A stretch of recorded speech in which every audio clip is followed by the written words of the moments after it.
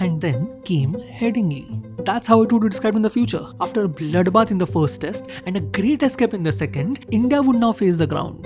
That was called the deathbed of foreign teams. A pure pacer's paradise where no single spinning team had ever won a single test match. It was to be the last nail in this Indian team's coffin. But what happened next? It was so unbelievable, so unfathomable, so mind-boggling that the only word that could ever describe it were then came Headingley. Today we tell the story of that match and that one decision that became a legend.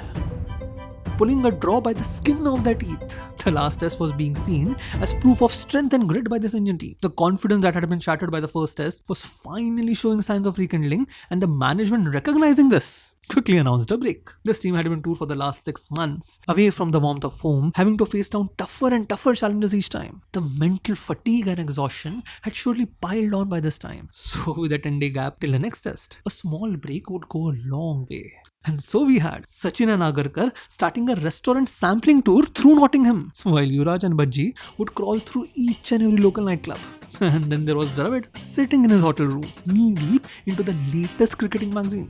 All in all, everybody was thoroughly enjoying their time off, completely oblivious to the fact that everyone around them had gone crazy. In the past few days, reports had come out. India had cheated their way to a draw. They purposely bowled at a slow rate, decreasing the overs played, and then just getting away with a 40% match fee reduction. The mudslinging didn't stop there though. Sachin does not have the tenacity to actually finish the match. Ganguly can be chirped into giving his wicket. Dravid is so obsessed with technique that if you just cut out his singles, you can easily get his wicket. And let's not forget their bowlers. They're the definition of disaster. But all of this is to be expected. With that nasty contract dispute going on back home, how can any of them focus? After all, things have gotten so bad that the BCI president Dalmia is actually threatening to send a B team to the Champions Trophy. So, in English media's eyes, all that bravado was just a pretense. All of which was to be exposed in the next match, because the next match was happening at Headingley, a pacer's paradise that quickly turns into a batter's hell under overcast conditions. The ball seemingly getting a life of its own, swinging and seaming whichever way it wants. And given India's monumental failure, even at Lord's friendly pitch, the question at Headingley was not if India is gonna lose, but when was it gonna lose. And as everybody was taking a victory lap, even before the match started, Dada was sitting in his hotel room, deliberating a new strategy. Now, historically, when teams are behind, they tend to take a softer, defensive approach, trying to survive today to maybe fight another day. And as the team returned from the break, Dada called for a team meeting, asking for opinions on future approach. And among them, 2 opinions clearly stood out. The first, coming from a newly recovered Anil Kumble. We need to take the conditions out of the equation, put our best team forward, and give it our all. India's best team, meaning a mainly spin lineup. Now, given that we were using just one spinner till now with Bajji taking Kumble's place, this advice could be seen as slightly self-serving, but then it found support from a completely unexpected source. Dravid stood up and said, "I'm sick of them putting teams on on-green wickets and not being able to roll them. At least with spin, if we could put the target at 200 in the 4th inning, we could still have a chance. In short, let's stop playing their game and do what we do best." And this idea found resonance across the board. After being on the back foot throughout the tournament, everybody wanted to hit back. But understand what you are asking Dada to do. To take a spin lineup on arguably the best pace track in England.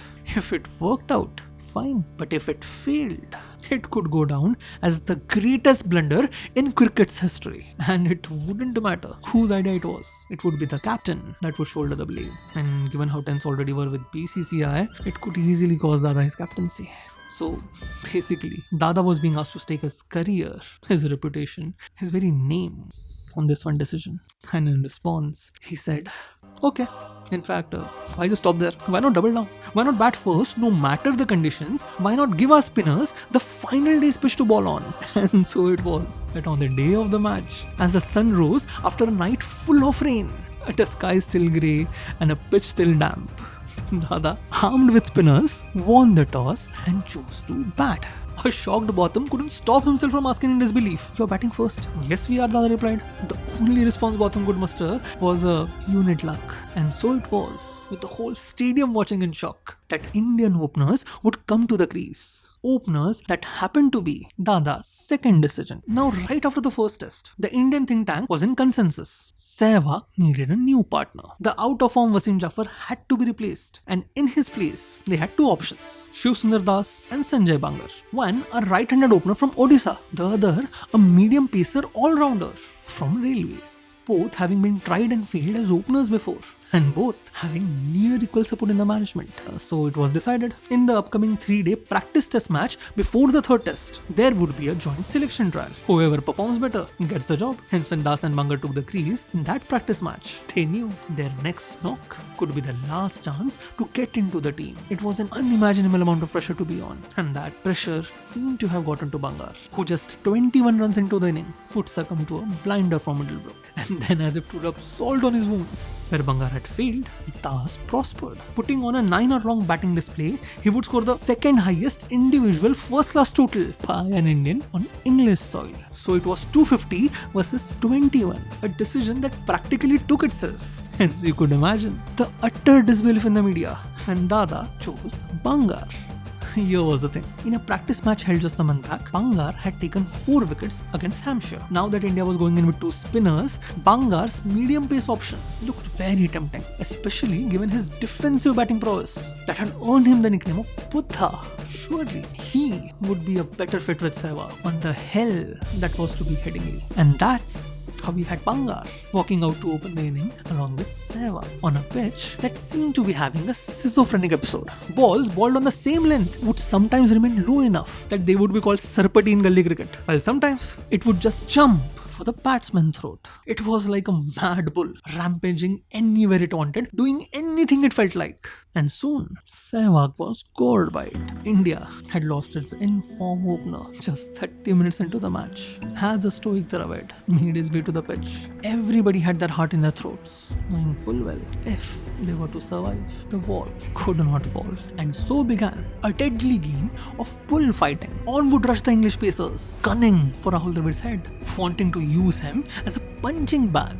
Wisden would later go on to say that fingers, chest, shoulders, nothing was spared. Dravid watched each ball like a seamstress. The ones offline, a single would suffice. The one pitched short, quietly taken on the body. And in spite of the constant barrage, the repeated battering and the non-stop bruising, not once did Dravid's hand falter. And after seeing the wall stand firm, Bangar too responded in kind, standing steadfast against the oncoming English onslaught. And seeing as both the batsmen were slowly finding their footing, the English pacers started losing their patience. Their failure giving way to exasperation, their exasperation causing a dip in their accuracy, making Dravid's life a bit easier.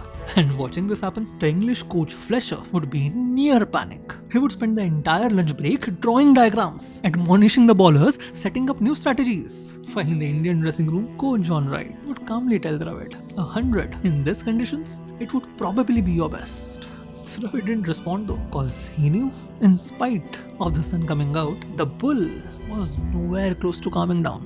And so repeated the cycle: watch, leave, get hit. Dravid with the patience of a monk and Bangar with the tolerance of a Buddha slowly whittled away at the English pacer's psyche. Effort of bowling bouncers hurting the bowlers as much as it was hurting the batsmen. And finally, when it did get some results, with Bangar getting out on 216 balled 68, the jubilation and elation that the English bowlers faced, it would be quickly cut short. Cause walking out amidst a roaring crowd was the prodigal son, back to bat on his second home. On had come Sachin Tendulkar. Back in 1992, Sachin had been the first foreign player to ever play in Yorkshire, that too while being just 18-year-old. So everybody there saw him as a child. Yorkshire folk had grown to see him as their very own.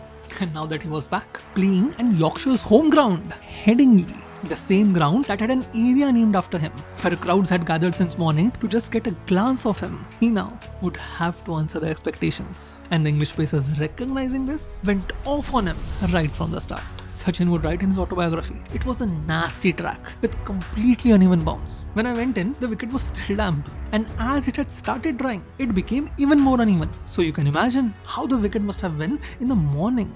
In other words, you can imagine how it must have been for Dravid. And hence it came as no shocker that by the end of the day, when the lights were about to fade away, as Dravid hit those final runs, standing in front of a crowd that was giving him a standing ovation, Sachin would go on to call it one of Rahul's best innings ever. The first day had ended with the first step successfully taken. But as Dravid knew from experience, India had long excelled in squandering away promising starts. And with an on and off drizzle lasting throughout the night, there was actually no hope of the pitch actually improving. So Dravid would approach the second day as if it was the very first, his bat's label getting ample advertising time. But as the day wore on, one difference started becoming apparent. Whereas on the first day, all bowlers were treated with caution. On the second day, certain bowlers were deemed to be targets. Sachin and Dravid seeming to be on the hunt for Tudor and Hogarth. Of the total 17 fours that were hit in the first session, 12 would come off of them, making sure that by the time Dravid would get out, India was sitting firmly on the driver's seat. It would be now up to the captain to drive his plan home. But as Ganguly walked in, it seemed as if somebody had ignited a powder keg on the ground. All English pacers seemingly eyeing him hungrily, starting from that one person who had provided the fuse a year back. Flintoff took the ball, and if Rahul Dravid was a punching bag, Dada was soon made to be a piñata, to be hit as hard and as often as possible. Sachin on his end would once again get the leg trap treatment, all in all bringing the run scoring to a grinding halt. Over after over, the same story would continue till finally Dada and Sachin would just get fed up, and right there in the middle of the pitch they would decide. Going forward, Dada would only play Giles, while Sachin would only play Flintoff. Forget about scoring runs, just get to the batting end on your assigned bowler and waste the entire over if need be.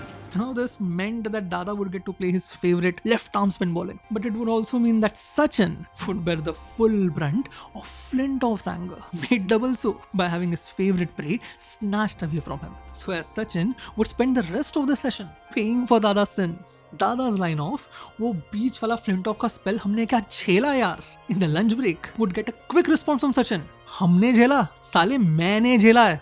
Now understand, nobody, and I mean nobody, had seen Sachin utter abuses before, that in front of youngsters. So the entire dressing room would be quickly filled with laughter, everyone singing praises of Sachin's hardships. This moment of levity, it was a clear proof. Finally, after 1.5 days of a trial by fire, finally the pitch was settling down. The bull had been tamed, and now the batsmen, they were going to make them pay.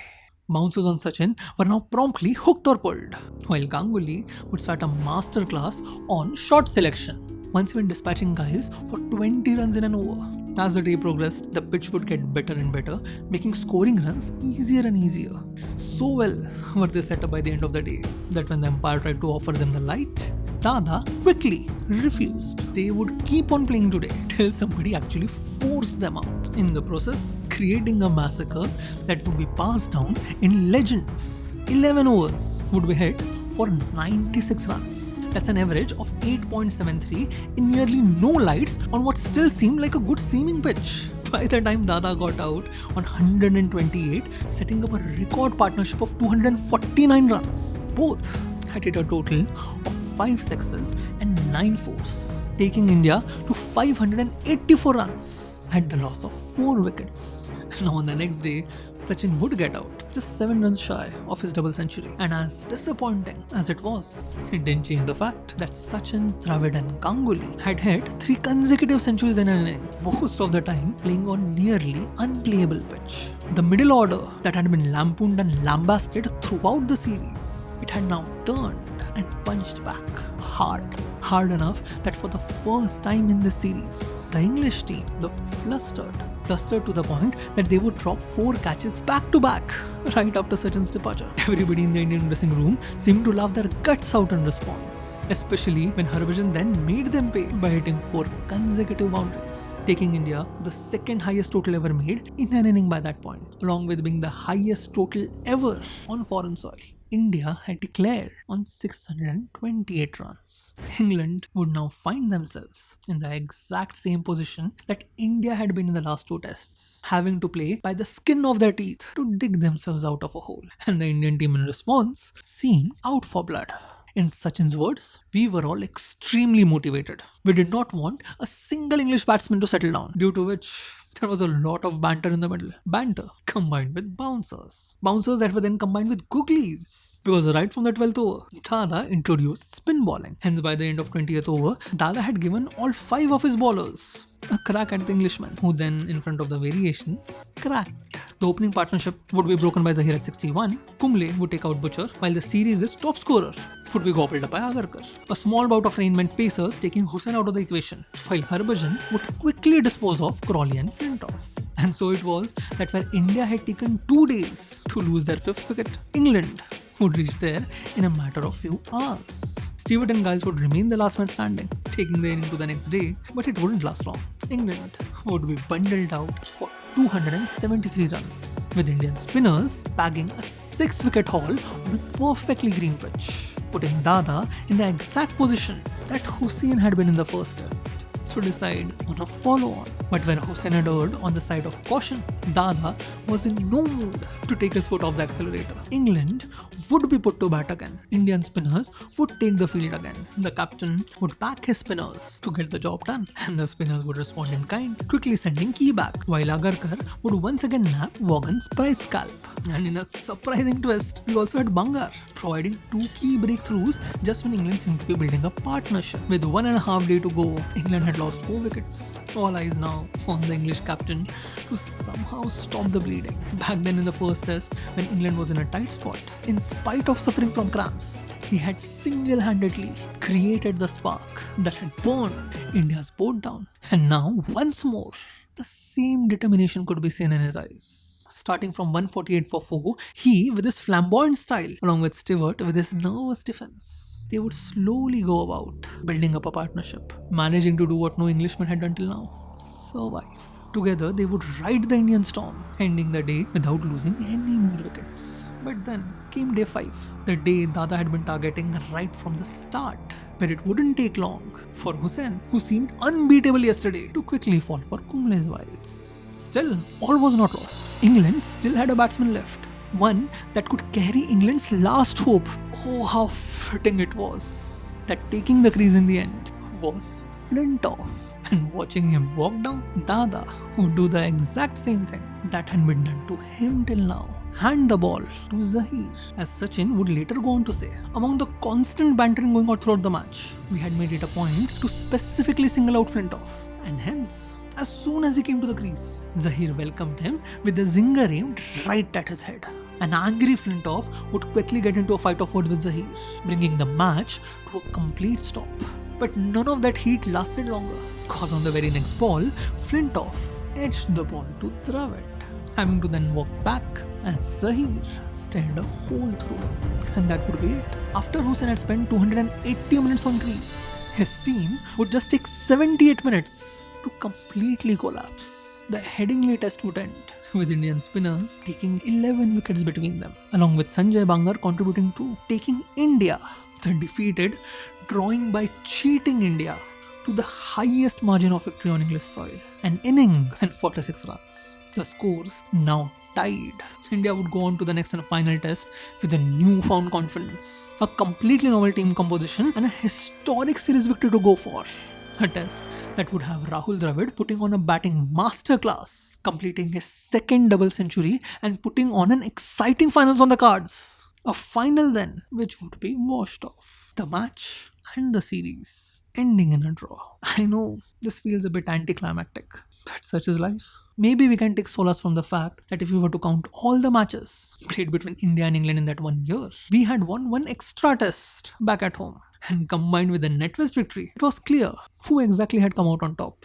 But that wasn't the point here. That wasn't the true weight of the series. Today, many cricket historians say that series, that match, it was a watershed moment in Indian cricket, a decisive inflection point in India's climb to the top. In Kumble's words, that match ignited a spark in us that we could perform away from home, a spark that soon became a belief that has now become expectation, and all of it starting from that one single victory. The single greatest inning that had started with the most un-Indian decision ever taken. A decision to stake it all, to gamble it all, to win above all. Thank you for watching this video. I know this has been a long 5-video series, and I really appreciate the fact to all of you that have stayed with us till now. So I genuinely hope you enjoyed this, and I hope you have a good day. Thank you for watching this video. Thank you.